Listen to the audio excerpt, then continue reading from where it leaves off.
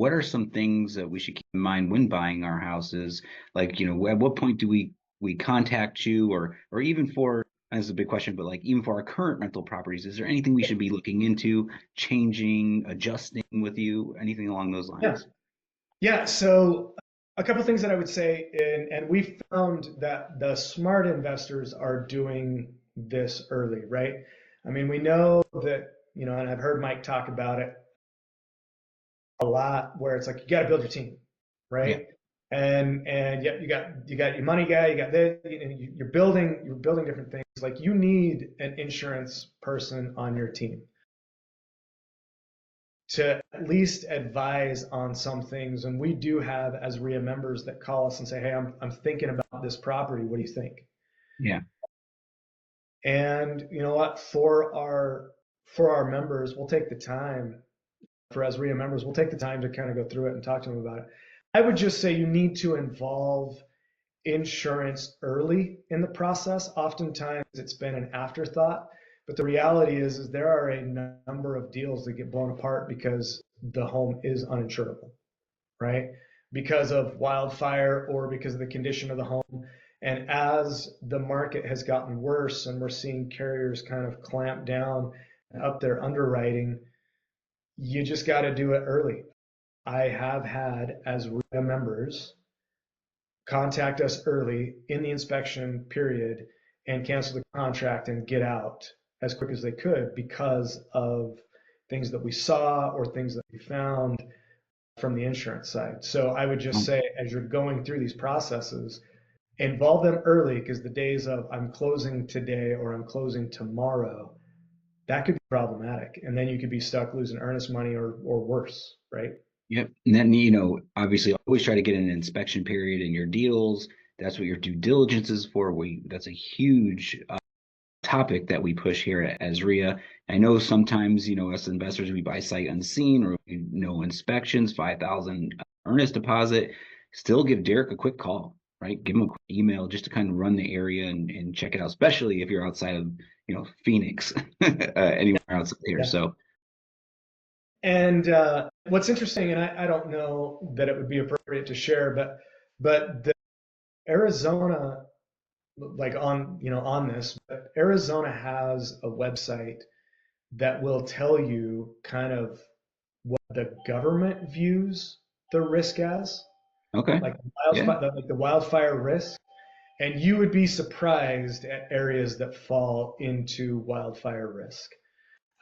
I mean, it's not as if, hey, I'm in Maricopa County, I'm good. You'd be surprised that things along the 202 and Santan are considered high wildfire risk.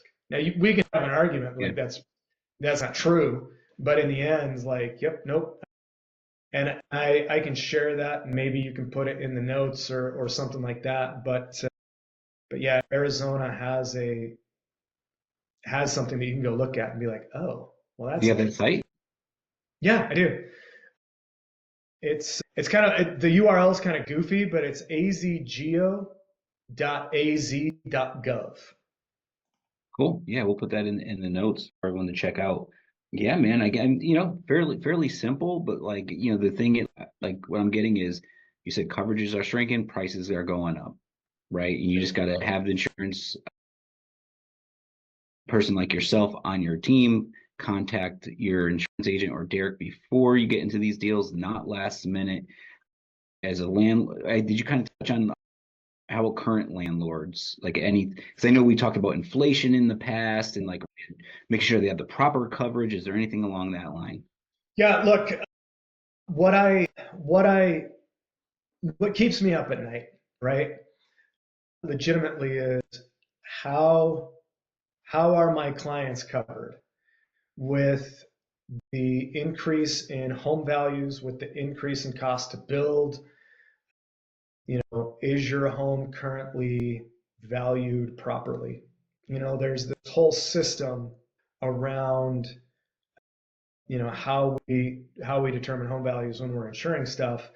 But the reality is I don't know that those have kept up with inflation, and a lot of times current policies are behind. So the question is if you were to go find your policy, look at the declarations page and say, coverage A limit is $400,000. Could you rebuild your home for $400,000, or would you be super ticked off if you got a check? Be like, dude, I need six. I recommend that every year, I don't know, put it on the day that you change your batteries in your smoke detectors. Go pull your insurance policies out and look at them and say, am I covered for enough? Because in the end, if you had a lost, a California situation or something else, like, are you covered for sufficiently, or are you going to be shorted on the check trying to figure out how you're rebuilding that home, right?